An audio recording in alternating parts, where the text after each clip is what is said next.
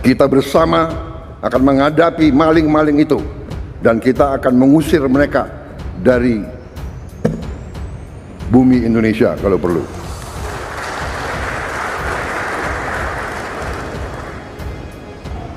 Saya nanti juga akan sisihkan dana, saya akan bikin penjara yang sangat, pokoknya sangat kokoh di suatu tempat yang terpencil, mereka nggak bisa keluar malam hari. Kita akan cari pulau, kalau mereka mau keluar biar ketemu sama hiu. Ada perselisihan sama Pak Prabowo. Mundurnya dulu. Ada perselisihan sama Pak Prabowo, betul Bu? Ada penjelasan bagi publik Bu. Saya bekerja. Yang disampaikan Pak Wai saya diajak Bu untuk mundur Bu. Ada perselisihan sama Pak Prabowo. Mundurnya dulu. Ada perselisihan sama Pak Prabowo, betul Bu?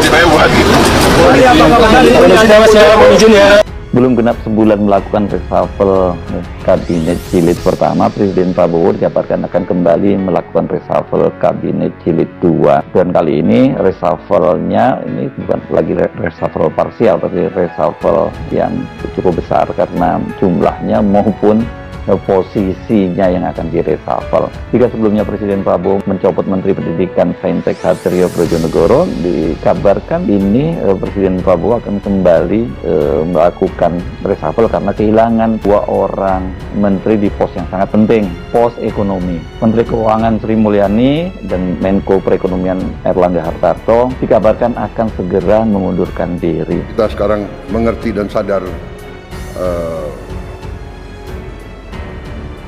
apa yang terjadi. Kebenaran selalu akan menang, saudara-saudara sekalian. Kita berada di jalan yang benar, kita bertekad membela rakyat kita. Saya harus dibayar oleh Indonesia, ya. 1 tahun itu hampir 600 triliun.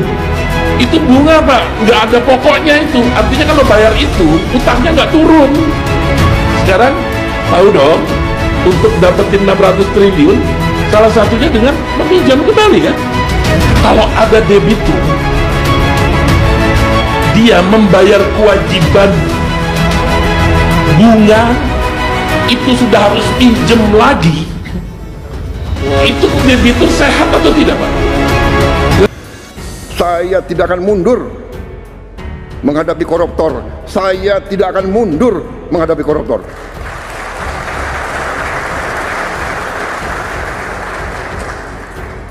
Mereka harus mengerti, saya ini siap mati untuk bangsa dan rakyat ini. Saya tidak takut, mafia manapun saya tidak takut. Sedangkan dari total keseimbangan terjadi defisit 31,2 triliun rupiah untuk posisi akhir Februari, atau ini sebesar 0,13 dari PDB. Nanti tahun depan bulan ketiga sampai keempat mungkin yang ngurusi keuangan Indonesia akan mengundurkan diri dari jabatannya karena sudah tidak bisa utang lagi, sudah tidak bisa bayar cicilan, kata utang meneh wis gak iso. Nomor 1 wis gak wayahe kon wis kakean utang, gak iso utang meneh. Nomor 2 anjen sing utang iya wis gak ndek duwe. Kita perlu apa? Uang. Benar. Mencapai pendidikan tinggi tidak dengan omon-omon.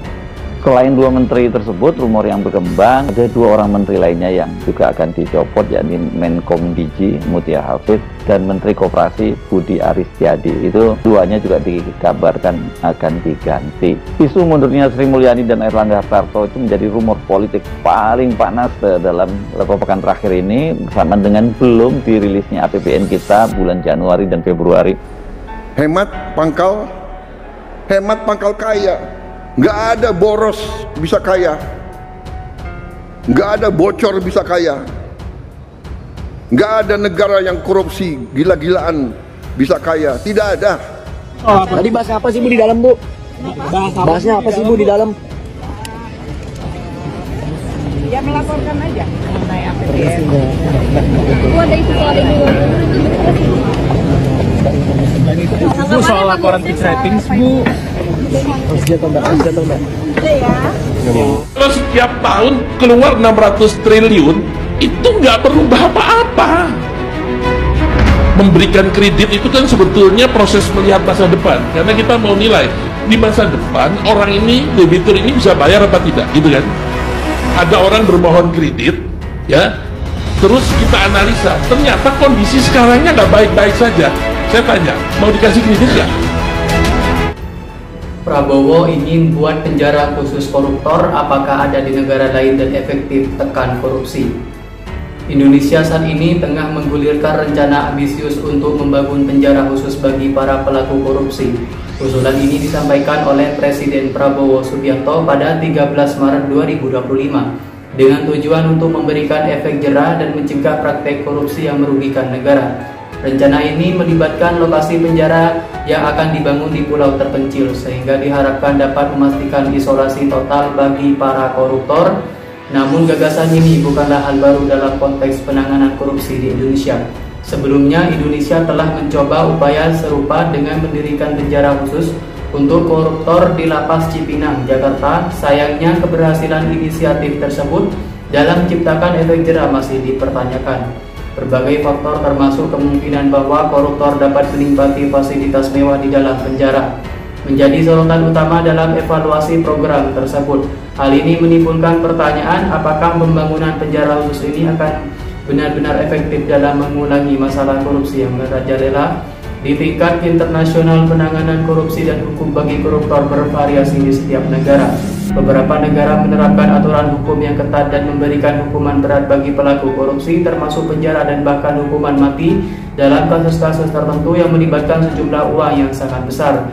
Namun efektivitas dari hukuman tersebut dalam memberantas korupsi secara menyeluruh masih menjadi tantangan, terutama di negara-negara yang dengan tingkat korupsi yang tinggi. Perbandingan dengan negara lain dalam penanganan korupsi, di beberapa negara dengan tingkat korupsi rendah seperti Finlandia, Selandia Baru, dan Denmark, keberhasilan pemberantasan korupsi tidak hanya bergantung pada hukuman yang dijatuhkan.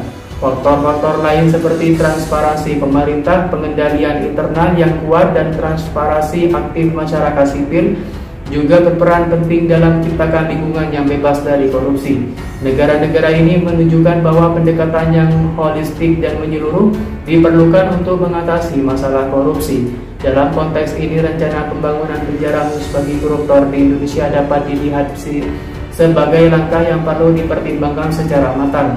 Meskipun tujuan dari pembangunan penjara tersebut adalah bentuk memberikan efek jera, penting untuk memastikan bahwa sistem penegakan hukum dan kebijakan anti korupsi secara keseluruhan juga diperkuat. Tanpa adanya dukungan dari aspek-aspek lain seperti transparansi dan partisipasi masyarakat, upaya ini mungkin tidak akan memberikan hasil yang diharapkan. Faktor-faktor yang mempengaruhi efektivitas penjara khusus koruptor, kondisi penjara. Penting untuk memastikan bahwa penjara yang dibangun memiliki kondisi yang layak yang tidak memberikan aktivitas pada fasilitas mewah bagi para pelaku korupsi. Kedua, sistem pengawasan. Pengawasan yang ketat diperlukan untuk mencegah praktik korupsi di dalam penjara, termasuk kemungkinan kolusi antara narapidana dan petugas penjara. Ketiga, program rehabilitasi. Penjara khususnya juga menyediakan program rehabilitasi bagi narapidana untuk mengurangi kemungkinan mereka kembali melakukan tindakan korupsi setelah dibebaskan. Dengan mempertimbangkan faktor-faktor tersebut, pembangunan penjara khusus untuk koruptor di Indonesia harus dilakukan dengan pendekatan yang komprehensif.